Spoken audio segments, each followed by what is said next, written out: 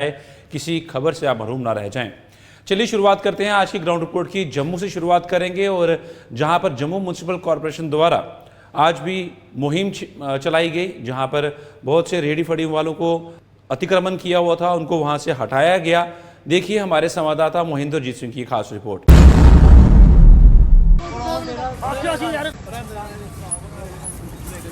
चोरी करें फिर काम नहीं करें, क्या चोरी करें बंदे क्या करेंगे, फिर काम नहीं करने देंगे गवर्नमेंट क्या करेंगे, चोरी करेंगे बंदे थे। ये कौन सा तरीका आ गया, पहले वार्निंग दो ना हमको। कोई वार्निंग नहीं दी, कुछ नहीं दिया इन्होंने। ये चोर भी जारी होगी जब बंदे लुटे, क्या करेंगे फिर काम नहीं करेंगे तो, यानी मेहनत नहीं करने दे रहे। बंदे बहुत अच्छा है, काम नहीं करो, दिहाड़ी नहीं लगाओ, बच्चे नहीं पालो घर में। पहले भी कभी सामान उठाया? पहले नहीं उठाया, कभी वार्निंग देना एक बार, भाई सामान उठा लो यहाँ से, फिर नहीं बंदा बोलता। कोई वार्निंग नहीं दिया, कोई कुछ नहीं दिया, काउंटर डाला बीच में डाले चलते हुए। ये कौन सा ममाछी होगी इनकी,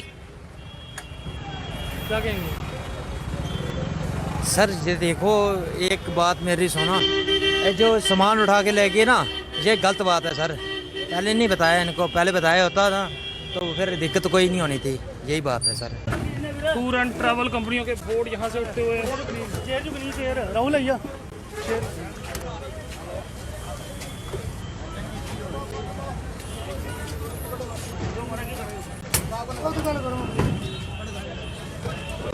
हमारा कराया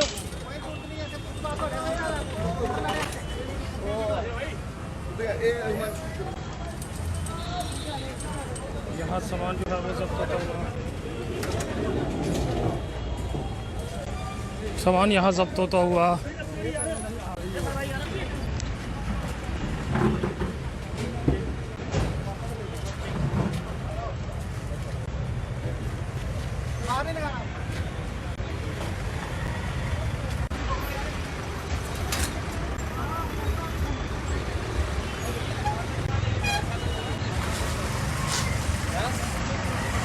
हमें तो पूरा मोटिवेटेड है, कोऑपरेट करते हैं। ये तो वहाँ के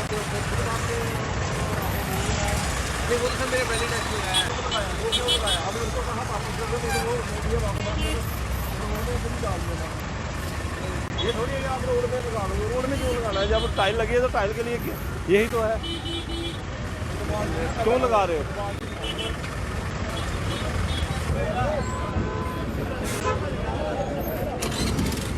और यहाँ पे एक और बोर्ड जो है उसे उठाते हुए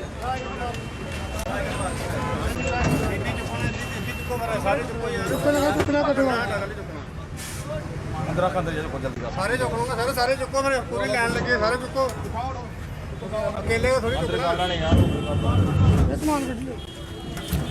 समान वाला कापी भी गाना गार्ड कर लो सारे।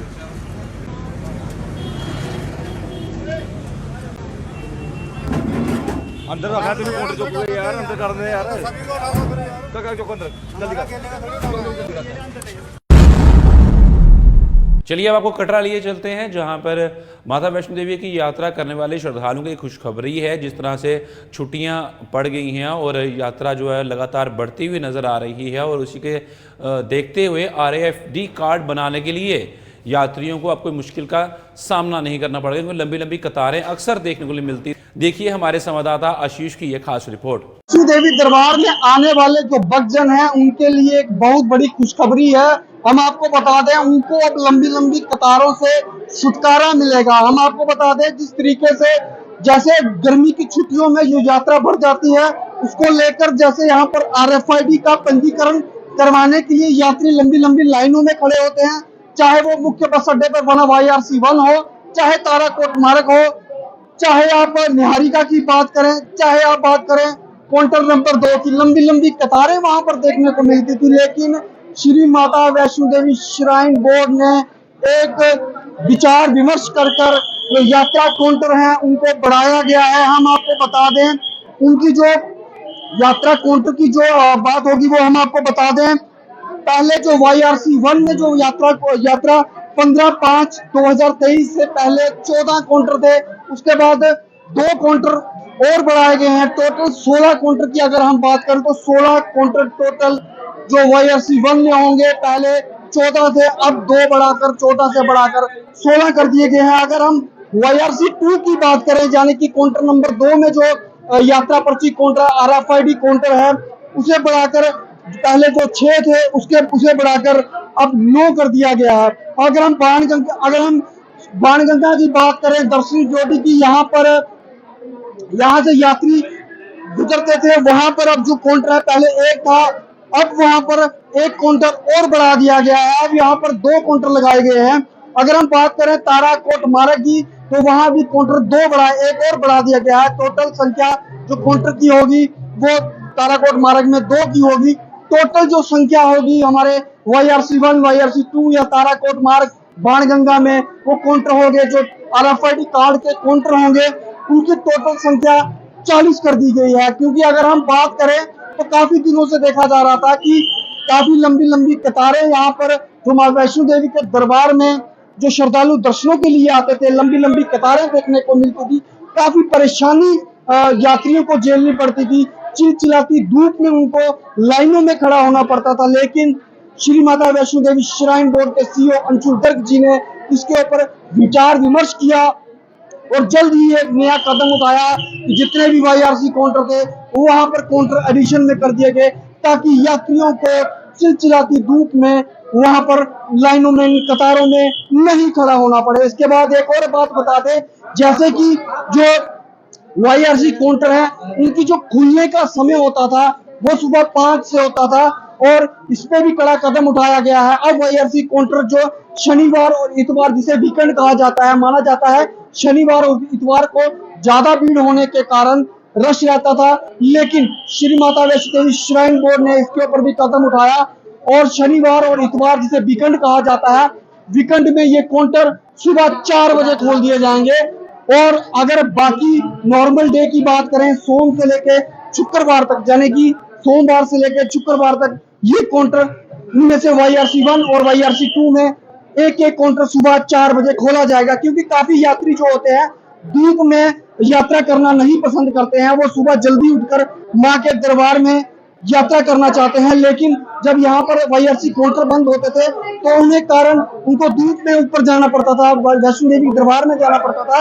लेकिन उनके लिए, यात्रियों के लिए एक सहूलत की गई है कि सुबह 4 बजे काउंटर खोल दिया गया नॉर्मल डेज में। और सैटरडे संडे की अगर हम बात करें, 2 काउंटर जो है सुबह 4 बजे खोले जाएंगे YRC1 और YRC2 में।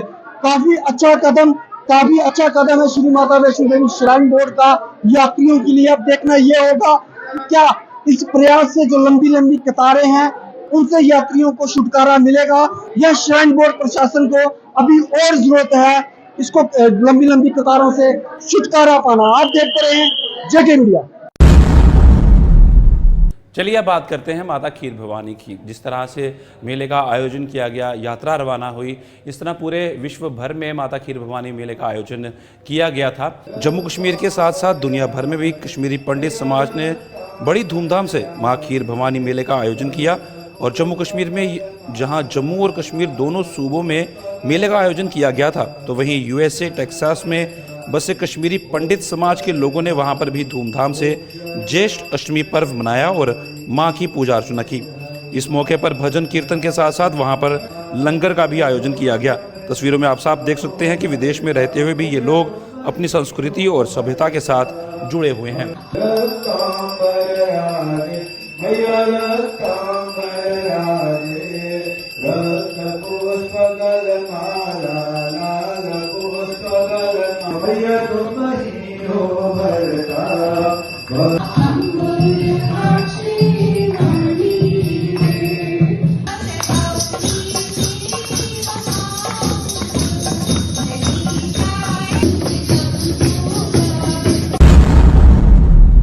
चलिए अब आपको बडगाम लिए चलते हैं, जहां पर बदलते मौसम की वजह से जो वहाँ के फार्मर्स हैं उनको काफ़ी नुकसान भी हुआ है, उनको काफ़ी परेशानियां भी झेलनी पड़ी हैं। और वहीं पर चीफ हॉर्टिकल्चर ऑफिसर ने वहाँ का दौरा भी किया और उनसे खास बातचीत की है हमारी संवाददाता तमन्ना ने। देखिए उनकी एक खास रिपोर्ट। अस्सलाम वालेकुम नाज़रीन, खैर मकदम में आपकी मेज़बान तमन्ना आरज़ू। नाज़रीन, जैसे कि आप सबको मालूम होगा, कश्मीर में लगातार बारिशों का सिलसिला जारी है। मुख्तलिफ जगहों से तालाबारी की खबरें मौसूल हो रही है और आज हमारे बागबान हजरात हैं जिन्होंने अपने बागों को तैयार किया था और इसी तालाबारी की वजह से वो काफ़ी फसलें और मेवा बागात जो है बड़े पैमाने पर उनका नुकसान पहुंचा है। और इसी सिलसिले में हमारे साथ बात करने के लिए मौजूद हैं chief horticulture officer Budgam doctor Mohammad Iqbal Baba साहब। मजीद उनसे बात करते हैं आज की इस खास रिपोर्ट में। इन्होंने एडवाइजरी नोटिस जारी किया है। सर, पहले आपका शुक्रिया अदा करते हैं, आपने जेके मीडिया में अपना कीमती वक्त दिया हमें। आपका भी शुक्रिया कि आपने भी अपना कीमती वक्त निकाला और हमसे बात की, जिसका मकसद है कि फार्मर्स तक कुछ मैसेज पहुंचे। जी सर, फार्मर्स की बात करें तो लगातार बारिशों का सिलसिला जारी है। उन्होंने अपने खेतों पर जो ये काम किया था, साल भर वो अपने खेत का जो इंतज़ार कर रहे हैं कि हमारी फसलें तैयार होगी तो हम अपना रोज़गार कमा सकते। उस हवाले से आपने एडवाइजरी नोटिस जारी किया, उस हवाले से आपका क्या कहना है? जो ही कल जालाबारी हुई, हमने एक एडवाइजरी इशू की अपने ऑफिस से, और एडवाइजरी में ये है कि जब वेदर इम्प्रूव हो जाएगा, सबसे पहले जो करना है फंजिसाइड स्प्रे करनी है। एक फंजिसाइड की स्प्रे करनी है, या मैनकोजेब, प्रोपोनिब या ज़ाइनब प्लस हेक्साकोनाज़ोल। इन फंजिसाइड्स में एक फंजिसाइड की स्प्रे करनी है। जिस किसी ऑर्चर्ड से इन तीन में से कोई फंजिसाइड लास्ट स्प्रे की है वो रिपीट नहीं करनी है। और जहाँ तक मैनकोजेब और प्रोपोनिब का सवाल है, वो 300 ग्राम 100 लीटर पानी में डोसेज है इसकी। और जो ज़ाइनब प्लस हेक्साकोनाज़ोल 100 ग्राम्स पर 100 litres of water, 100 gram 100 litre पानी में। और फिर 4 दिन के बाद यूरिया की स्प्रे करनी है 200 ग्राम 100 लीटर पानी में।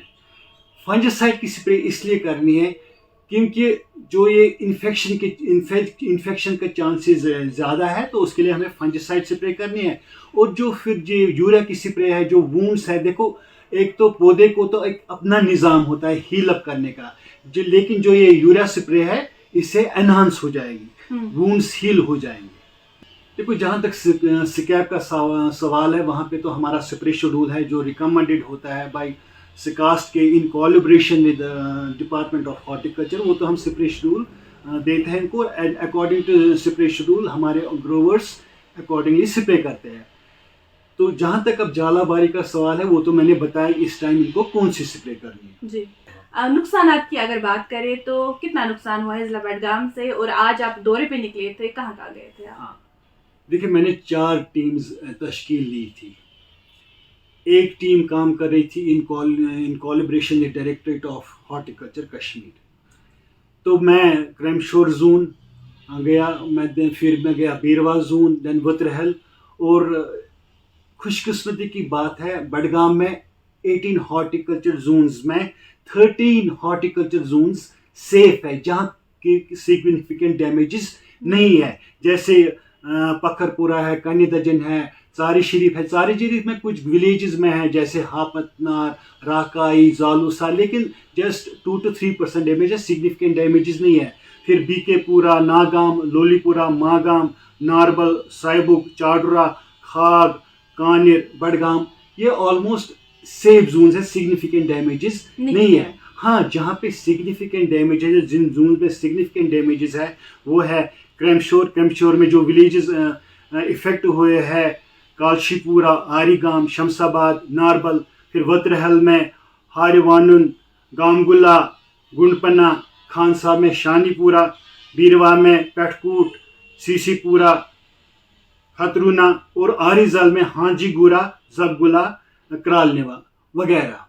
इन विलेजेस में सिग्निफिकेंट डैमेजेस है।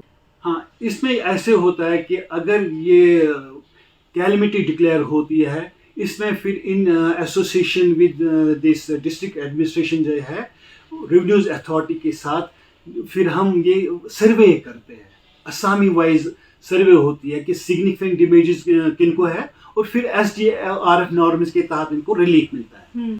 मैसेज उनके लिए यही है कि उनको पैनिक नहीं होना है। अगर जो हमने एडवाइजरी इशू की उस पर फॉलो करेंगे तो इंशाल्लाह सब ठीक हो जाएगा। और 2 बातें मुझे यहाँ पे जो कहनी है, जिन ऑर्चर्ड्स में या नर्सरीज में पानी जमा हुआ है वहाँ पानी की निकासी करनी है। और फॉलन फ्रूट और जो लीव्स है, जहाँ पे जो बागात में फॉलन फ्रूट और लीव्स है उनको रिमूव करना है, अदरवाइज वो सोर्स ऑफ इन्फेक्शन बनते हैं। जिन लोगों को इसके बारे में जो आपने एडवाइजरी नोट्स जारी की है उनको नहीं पता उनके बारे में, तो उन तक आपकी मैसेज कैसे पहुंचती है? जारी की, व्हाट्सएप ग्रुप्स में शेयर की, then the DIC wing of the administration वहाँ से भी शेयर हुई, डिफरेंट जो भी सोशल मीडिया है वहाँ पे शेयर की। इसके अलावा जो मेरे हॉर्टिकल्चर जोन्स है वहाँ पे हॉर्टिकल्चर डेवलपमेंट ऑफिसर्स हैं, उनके पास जो अपना सबऑर्डिनेट स्टाफ है, दे अवेयरनेस कैंप्स कंडक्ट कर रहे हैं, जहाँ के हम फार्मर्स को अवेयर करना है कि क्या करना है, कौन सी स्प्रे कब करनी है। वो तो पार्ट ऑफ द मैंडेट है हमारा हॉर्टिकल्चर डिपार्टमेंट, वो तो हम करते रहते हैं। वक्त आ गया है आपसे अलविदा लेने का। आज की ग्राउंड रिपोर्ट में फिलहाल इतना ही। दीजिए इजाज़त। नमस्कार।